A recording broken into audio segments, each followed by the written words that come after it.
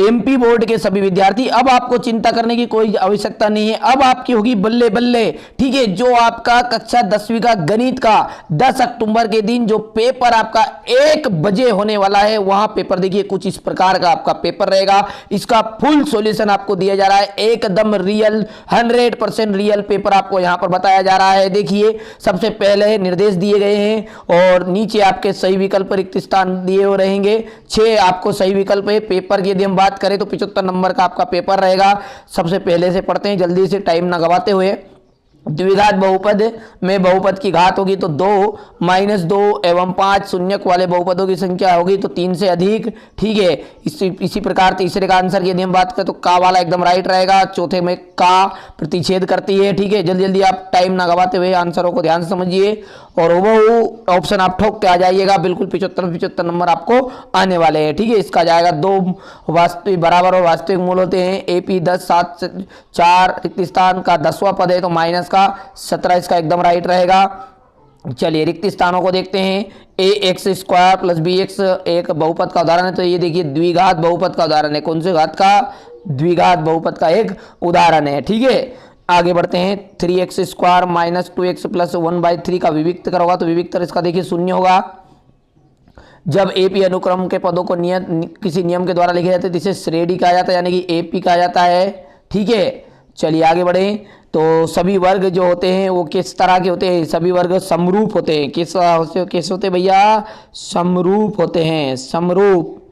और पांचवा देखते हैं, किसी बिंदु से एक अक्ष की दूरी, तो एक अक्ष की जो दूरी कहलाएगी पांचवा आपका भुज हो जाएगा। भुज भुज ध्यान समझिएगा, रट दीजिएगा आप, बिल्कुल रट्टा मान लीजिए।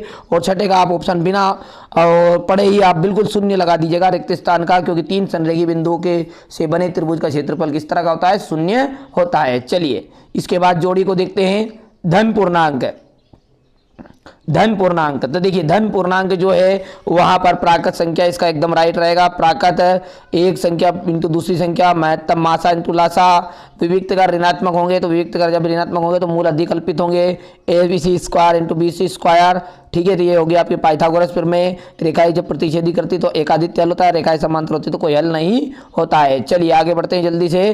तो प्रत्येक पूर्णांक क्या होती है? एक प्राकृत संख्या होती। तो बिल्कुल एक बात, यह बात क्या हो गई आपकी? गलत हो गई है, असत्य रहेगा। दूसरे को यदि आप बिना पढ़े भी असत्य लिख दें तो एकदम राइट रहेगा, ठीक है। तीसरे की यदि बात करें तो बिल्कुल राइट, चौथा बिल्कुल राइट, ठीक है। पांचवा भी राइट रहेगा, एकदम सत्य है। और अंतिम आपका जो रहेगा वो असत्य रहने वाला है, ठीक है। चलिए इसके बाद एक वाक्य में उत्तर 3 और 12 का लघुत्तम यानी कि एलसीएम कितना होगा? तो एलसीएम इनका भैया 12 होगा। रेखिक बहुपद की घात कितनी होती है? तो 1 होती है रेखिक बहुपद की घात। यदि समांतर श्रेणी का हम व्यापक रूप कर बात करें यानी एपी का व्यापक रूप, तो ये देखिए A, A + 1D, A plus कितना D हो जाएगा? 2D हो जाएगा, इसी तरह डे चलता रहेगा। क्योंकि देखिए A + 1D, A + 2D, A + 3D, इस तरह का आपको व्यापक रूप लगाकर डेडेस कर दीजिएगा, ठीक है। चलिए आगे बढ़ते हैं। चौथे का मध्य बिंदु जो दूरी सूत्र है, वहां दूरी सूत्र आपका रहेगा। देखिए x1 - x2 की पावर 2 + y1 - y2 की पावर 2, ये आपका मध्य बिंदु दूरी सूत्र है, ठीक है। चलिए दो चरों वाले रैखिक समीकरण का मानक रूप आप सभी जानते ही हैं।